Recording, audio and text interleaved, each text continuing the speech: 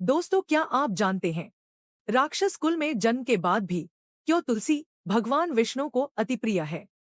तुलसी, जो कि पूर्व जन्म में एक लड़की थी जिसका नाम वृंदा था, वह बचपन से ही भगवान विष्णु की भक्त थी। जब वह बड़ी हुई तो उनका विवाह राक्षस कुल में ही दानव राज जलंधर से संपन्न हुआ। राक्षस जलंधर समुद्र से उत्पन्न हुआ था। वृंदा बड़ी ही पतिव्रता स्त्री थी।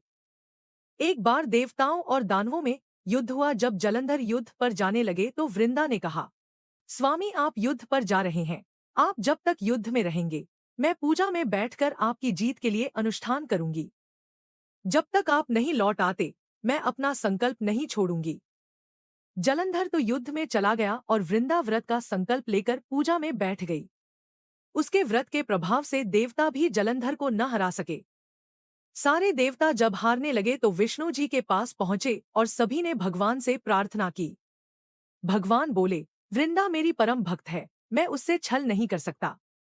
इस पर देवता बोले कि भगवान, दूसरा कोई उपाय हो तो बताएं, लेकिन हमारी मदद जरूर करें। इस पर भगवान विष्णु ने जलंधर का रूप धरा और वृंदा के महल में पहुंच गए। वृंदा ने जैसे ही अपने पति को देखा तो तुरंत पूजा में से उठ गई और उनके चरणों को छू लिया। इधर वृंदा का संकल्प टूटा, उधर युद्ध में देवताओं ने जलंधर को मार दिए। जलंधर का कटा हुआ सिर जब महल में आ गिरा तो वृंदा ने आश्चर्य से भगवान की ओर देखा, जिन्होंने जलंधर का रूप धर रखा था। इस पर भगवान विष्णु अपने रूप में आ गए पर कुछ बोल न सके। वृंदा ने कुपित होकर भगवान को श्राप दे दिया कि वे पत्थर के हो जाएं। उस श्राप से भगवान तुरंत पत्थर के हो गए। सभी देवताओं में हाहाकार मच गया। देवताओं की प्रार्थना के बाद वृंदा ने अपना श्राप वापस ले लिया। इसके बाद वे अपने पति का सिर लेकर सती हो गई।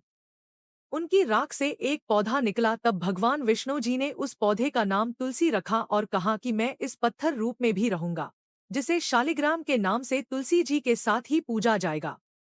इतना ही नहीं, उन्होंने कहा कि किसी भी शुभ कार्य में बिना तुलसी जी के भोग के पहले कुछ भी स्वीकार नहीं करूंगा।